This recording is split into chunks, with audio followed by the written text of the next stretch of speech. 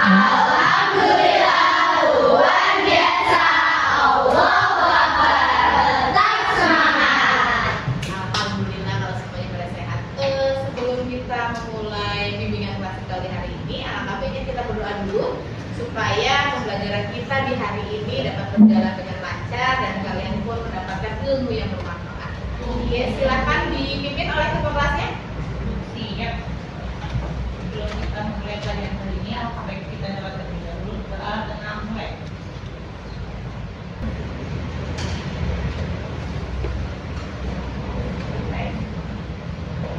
Oke, terima kasih sudah dipimpin doanya. Untuk hari ini siapa yang tidak hadir? Teman-teman kalian adakah yang tidak hadir hari ini? Ada. Zaskia hari ini tidak hadir. Kenapa alasannya, Rey? Oh, sakit. Selain Zaskia ada lagi yang tidak hadir hari ini? Rido. Rido kenapa Rido? Oke.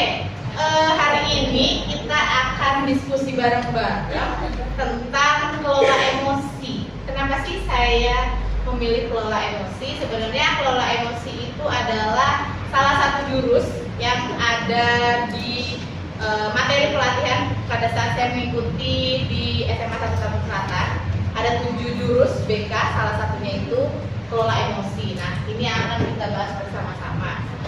Sebelum membahas jurus kelola emosi, saya punya satu lagunya lagu tentang 7 jurus BK hebat. Kita bisa nyanyikan bersama-sama. Teman-teman boleh berdiri. Nanti ada sedikit koreonya, sedikit gerakannya, kalian bisa ikuti bersama saya. Oke.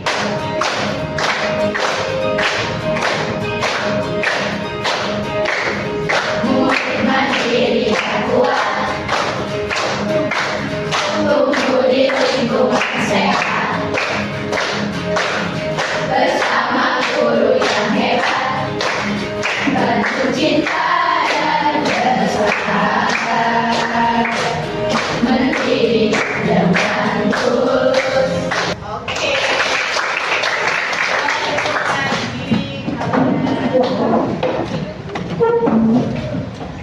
Oke, gimana lagunya seru nggak?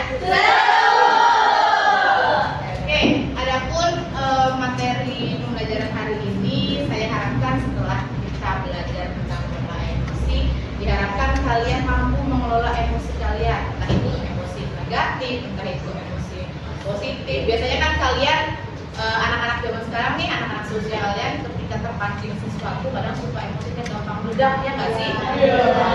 Makanya semoga setelah kita belajar bareng-bareng nih, kita diskusi bareng-bareng tentang bagaimana caranya kita mengelola emosi kita, kalian jadi lebih bisa lagi mengelola emosi kalian dengan lebih baik. Oke, sebelum masuk materi, saya punya satu aktivitas yang cukup seru, namanya kertas emosi. Kalian sudah menyiapkan kertas kosong? Sudah. Namanya kertas emosi. Nah, cara bermainnya adalah siswa menyiapkan selembar kertas sebagai simbol emosi. Nanti saya akan menceritakan sebuah cerita.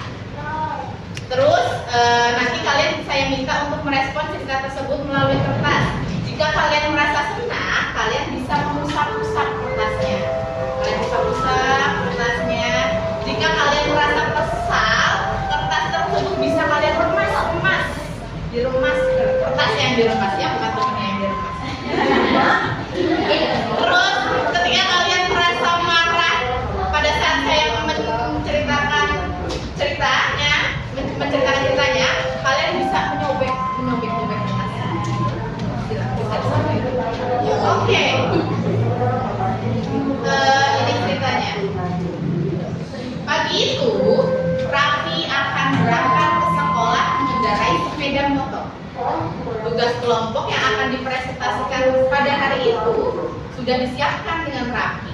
Namun, beberapa meter sebelum sampai di sekolah, motor Raffi mendadak mogok karena kehabisan bensin. Dengan susah payah, Raffi mendorong motor hingga sampai ke sekolah.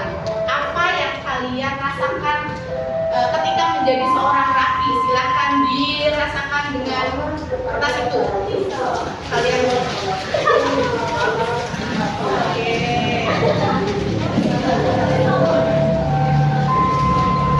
Oke, sudah mengekspresikan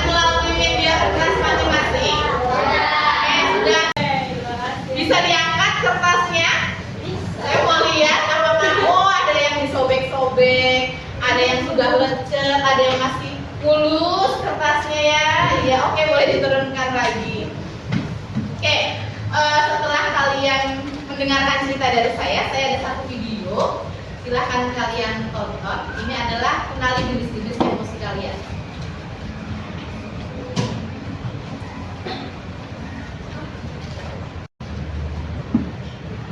Sebagai mahasiswa baru, Rudi masih menikmati suasana baru. Di hari yang indah, pagi yang cerah. Sebagai mahasiswa baru, Rudi masih menikmati suasana baru. Di hari yang indah, pagi yang cerah. Rudi jalan ke kampus dengan sumringah.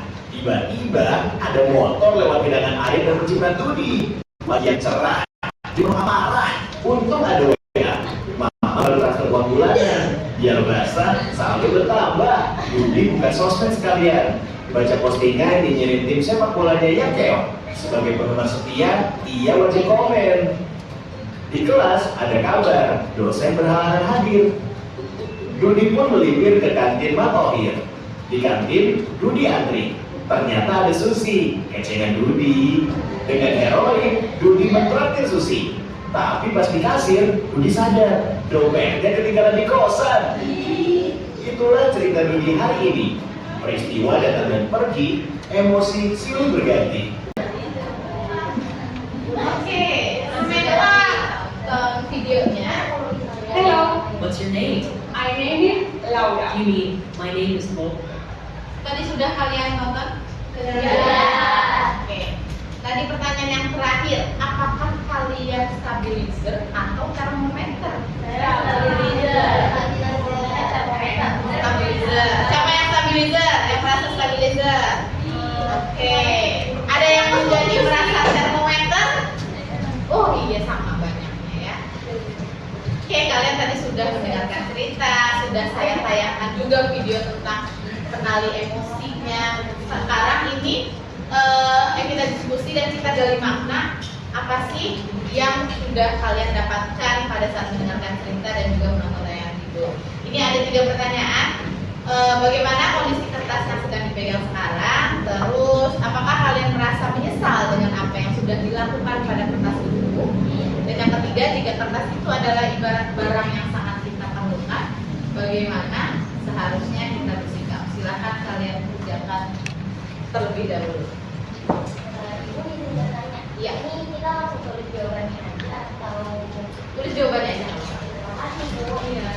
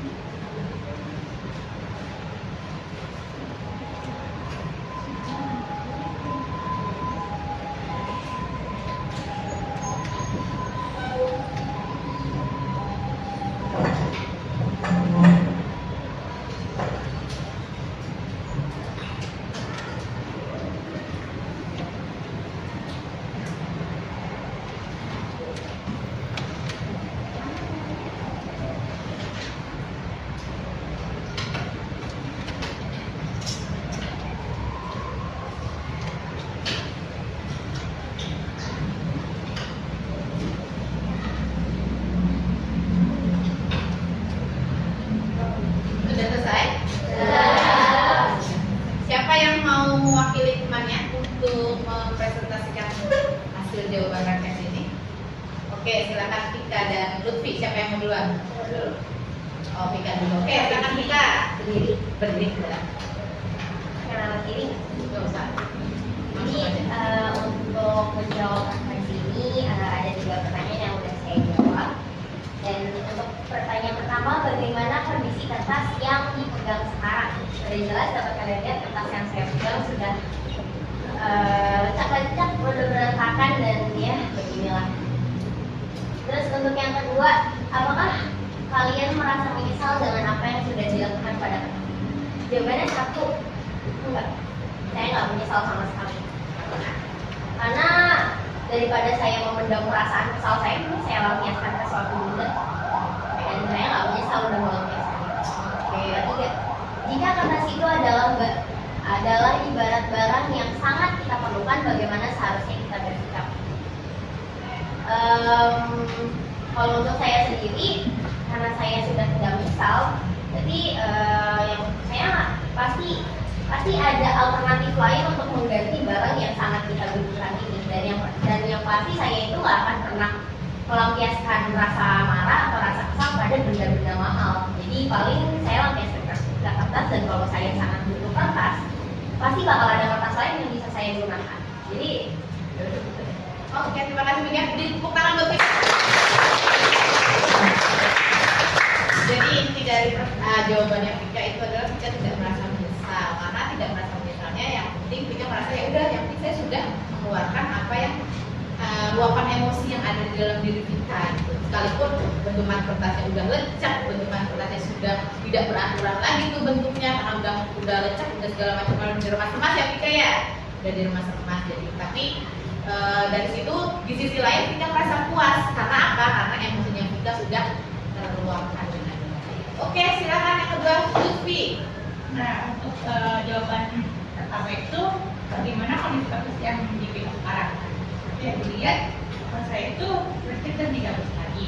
Nah, untuk jawaban kedua itu apakah kalian bisa telah melakukan pada kertas tersebut? Nah, kalau menurut aku bisa, karena ternyata masih ada kejutan atau harapan harapan lain di setiap menjadi itu. Nah, jawaban ketiga, jika benda itu ibaratkan berdaya saat kalian perlukan, bagaimana kalian harusnya bersikap. Nah, kalau saya itu saya akan mendatanya, dan kalau waktu rusak saya akan mencoba memperbaikinya. Terima kasih. Ya, terima kasih buat Lutfi. Beri tepuk tangan dong buat Lutfi. Inti jawaban dari Lutfi sedikit menyesal ya, karena sudah meremas-remas kertasnya. Karena sebenarnya di balik cerita atau sesuatu hal yang terjadi pasti ada sisi positifnya, ada hikmah yang bisa kita ambil. Kenapa sih ada peristiwa itu terjadi? Pasti masih ada sisi-sisi positifnya ya Lutfi ya dalam suatu kejadian tersebut. Oke. Kita lanjut ke konseptualisasi. Konseptualisasi ini nanti saya akan membahas tentang konsep sel. Sel itu adalah social emotional learning. Tapi sebelum saya masuk ke pembahasan mengenai konsep sel, saya ada sedikit ice breaking supaya kalian bisa lebih fokus lagi dalam menyimak materi yang akan saya sampaikan. Permainannya itu adalah botak, batu, banting. Nama permainannya botak, batu, banting. Ada yang pernah melakukan permainan semacam ini? Oke, kalau belum, instruksinya seperti ini. Ketika saya bilang botak, berarti kalian pegang? Kalau misalkan saya bilang batuk, berarti kalian pegang? Mulut. Kalau batuk, mulut. Kalau misalkan saya bilang batik, berarti kalian pegang? Baju. Oke, kita coba dulu ya. Mungkin berdiri aja kalian biar seru. Berdiri. Konsentrasi, masih ada konsentrasi nggak nih? Oke, kita coba latihan dulu ya. Botak, batuk, batik, batik, botak, batuk, batuk, batik, botak, batuk, batik. Oke, cukup. Makasih. Silakan duduk lagi, silakan duduk lagi. Boleh duduk lagi. Oke, kita lanjut ke materi.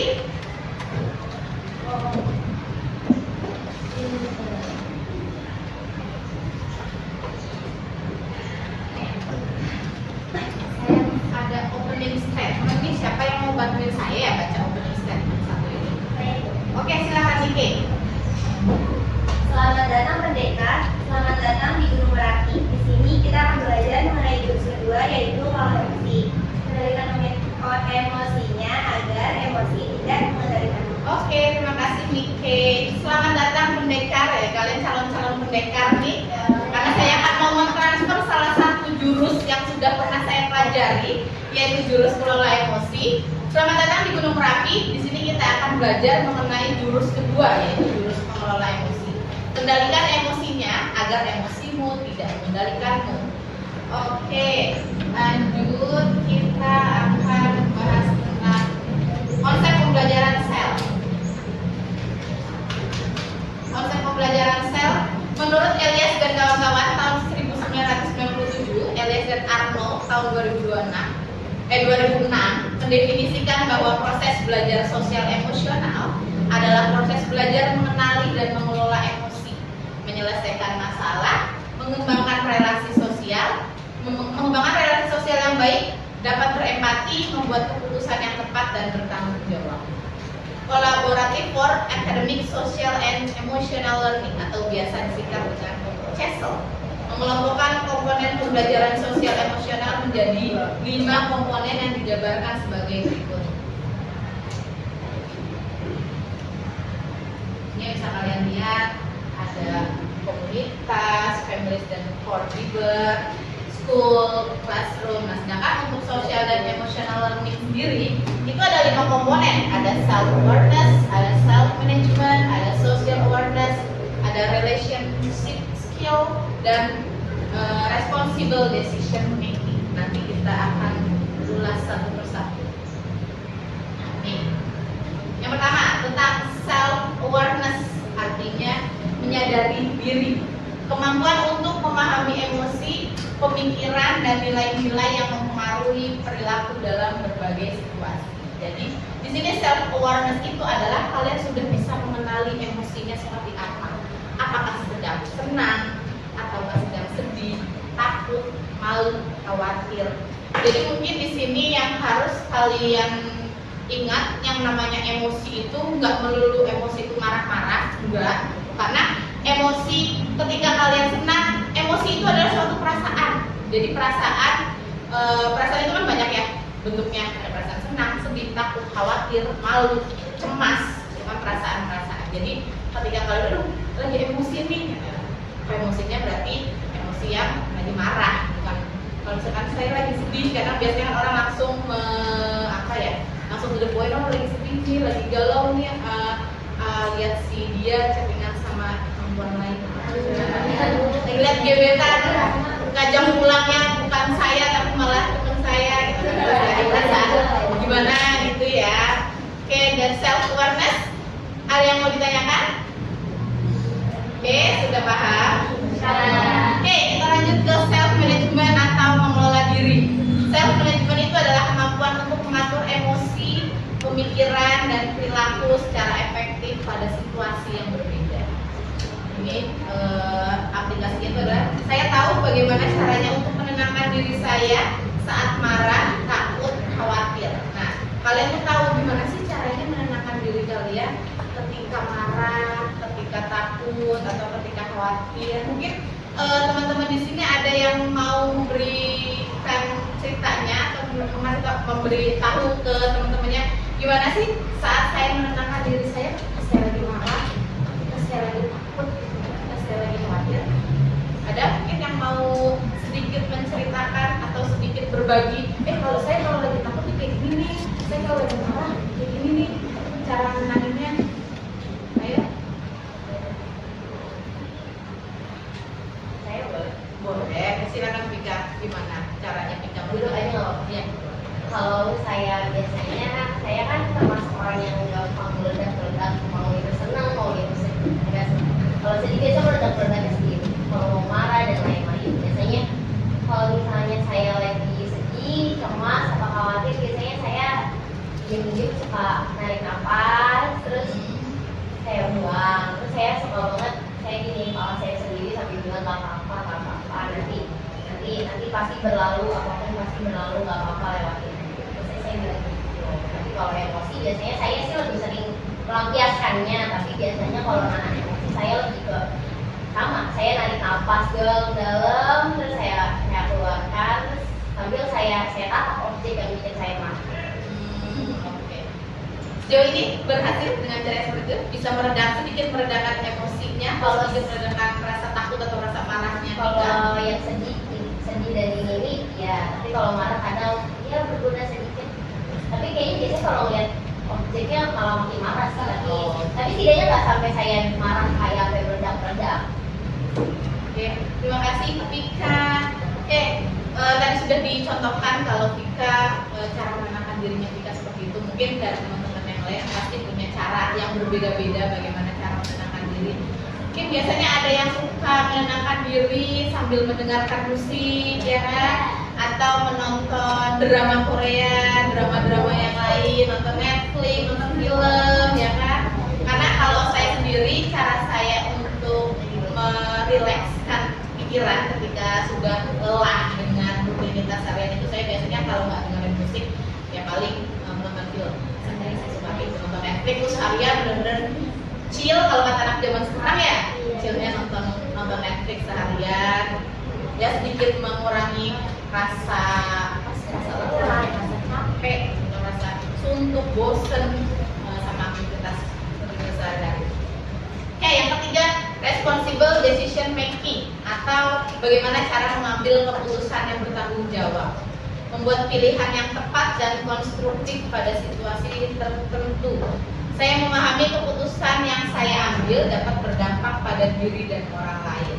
Jadi maksud dari responsible decision making adalah ketika kalian mengambil suatu keputusan, kalian tuh tahu dampaknya buat diri saya sendiri apa, dampaknya buat orang lain apa. Misalkan ketika kalian kesel nih sama salah satu teman kalian, kayak contohnya tadi yang ada di cerita soal Raffi dan Andi, di mana Andi lupa membawa tugas presentasinya ke sekolah, tapi Raffi dengan sikapnya yang tenang, biarpun ditanya sama gurunya tentang bahan presentasi yang ketinggalan sama Andi, tapi tetap bisa mengelola emosinya dengan baik, dapat menenangkan dirinya dengan baik, dan akhirnya bisa selesai presentasinya, tidak ada hal-hal yang tidak diinginkan terjadi.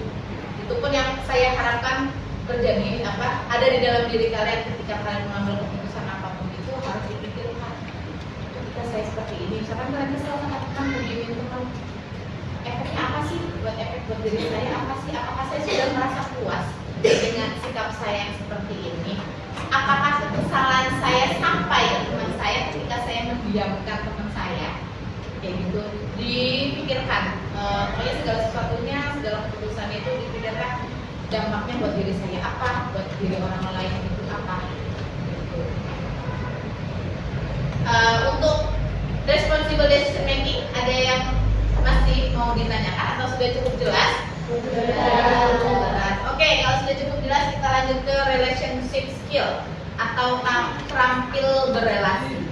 Terampil berelasi di sini maksudnya kemampuan untuk memahami perspektif yang berbeda, termasuk berempati terhadap kondisi individu dengan latar belakang yang berbeda. Contohnya adalah saya menjalin pertemanan sehat dengan mereka. Pertemanan sehat bukan berarti pertemanan setiap minggu pagi jalan pagi gitu kan. Sehat itu kita sering olahraga. Pertemanan yang sehat itu adalah bagaimana kita bisa saling memahami kekurangan teman kita, bagaimana kita bisa saling melengkapi kekurangan teman kita, gitu kan. Namanya kita sebagai individu kan pasti tidak lepas yang namanya dengan kekuatan dan kelemahan. Kita bisa tutupi kelemahan teman kita dengan kekuatan diri kita, begitupun dengan kelemahan kita bisa ditutupi oleh kekuatan dari teman-teman kita. Oke, lanjut social awareness atau peduli sosial. Peduli sosial di sini adalah kemampuan menjalin dan mempertahankan hubungan atau relasi yang sehat dan efektif dengan individu dari latar belakang yang berbeda.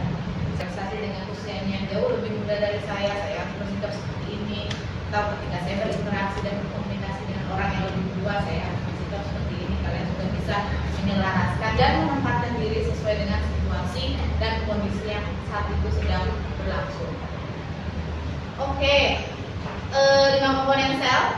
sudah selesai saya paparkan, ini ada salah satu LKPD namanya Perasaanku. Bisa kalian kerjakan di buku catatan masing-masing. Di sini ada berapa? 1, 2, 3, 4, 5, 6, 7. Ada 7 pertanyaan. Saya pengen tahu bagaimana sih kalian ketika saya merasa senang.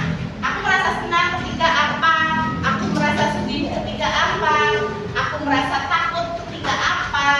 Aku merasa kaget ketika apa? Aku merasa malu ketika apa? Aku merasa marah ketika apa? Aku merasa cemas ketika apa? Silahkan dituliskan perasaannya dengan situasi emosi yang seperti ini.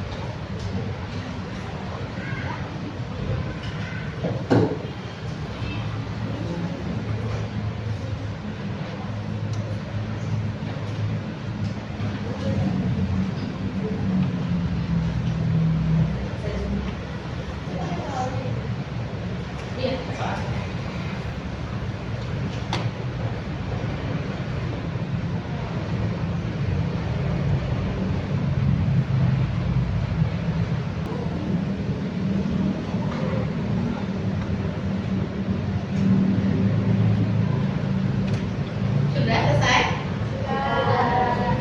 Oke, kalau sudah selesai, saya mau minta perwakilan dari tiap-tiap barisan untuk membacakan perasaannya di situasi yang seperti ini. Ada 7 situasi. Dari sebelah sini siapa yang mau mewakili? Oke, Kayla. Yang dari sebelah sini siapa? Boleh, Vino. Dari sebelah sini siapa? Oke, Evi. Bisa dari Kayla dulu, silakan. Berdiri. Yang pertama, aku merasa senang ketika kita kumpul bareng keluarga. Dan yang kedua itu, aku merasa sedih ketika banyak jerawat atau lagi break out namanya sosial media. Aku merasa takut kalau mati lampu tiba-tiba di malam hari. Dan yang keempat, aku merasa kaget ketika mendengar kabar buruk. Yang kelima, aku merasa malu ketika ditanya soal nilai rapor. Dan yang keenam, aku merasa marah ketika aku tidak terlalu memahami materi yang sudah dipelajari. Dan yang ketujuh, aku merasa cemas ketika Tugas banyak. iya. Oke, terima kasih Kayla. Beri tepuk tangan. Oke, jalan, Vino. Aku merasa senang ketika belum saat sedih. Aku merasa sedih ketika mama bawa hidup.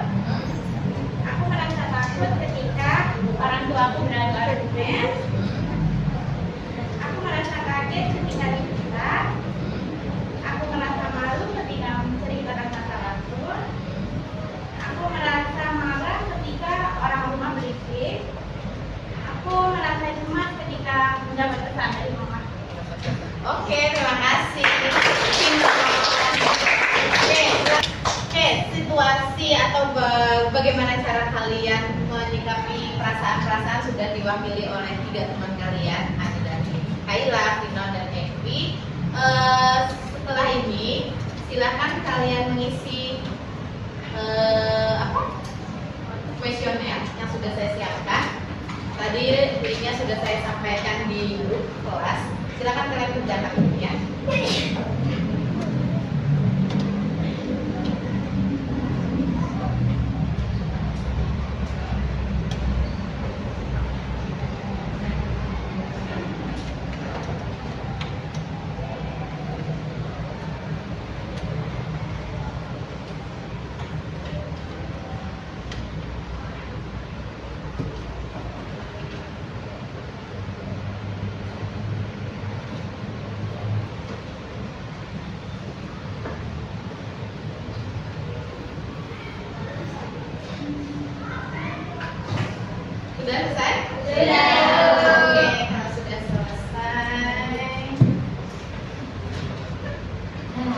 selesai juga.